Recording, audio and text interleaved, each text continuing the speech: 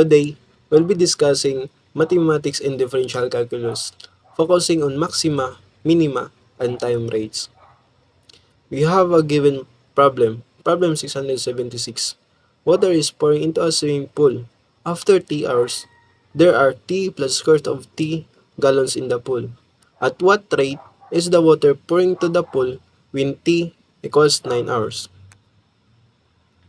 This problem will help us understand how to determine the rate at which water is pouring into a swimming pool over time. The problem states water is pouring into a swimming pool. After T hours, there are T plus the square root of T gallons of water in the pool. At what rate is the water pouring to the pool when T equals 9 hours? We need to calculate the rate of change of water entering the pool at a specific time. We are given four possible answers to choose from: A. 7 over 6 gallons per hour, B.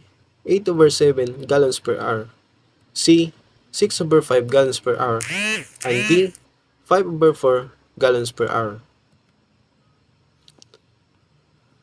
Let the Q equals rate of discharge in gallons per hour. Now, let's find the derivative of Q with respect to T, which give us the rate of water flow, dq over dt. Using the rules of differentiation, we get dq over dt equals dt over dt plus d square root of t over dt.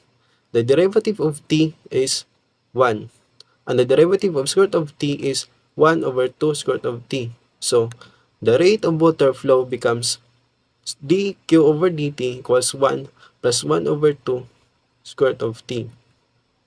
Next, we substitute t equals 9 into the equation to find the rate of water flow at that specific time. So, by using d q over dt equals 1 plus 1 over 2 square root of t.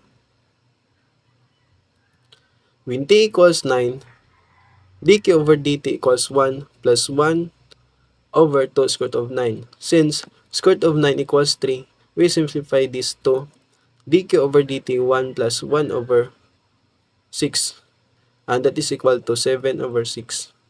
Therefore, the rate at which water is pouring into the pool at t equals 9 hours is 7 over 6 gallons per hour.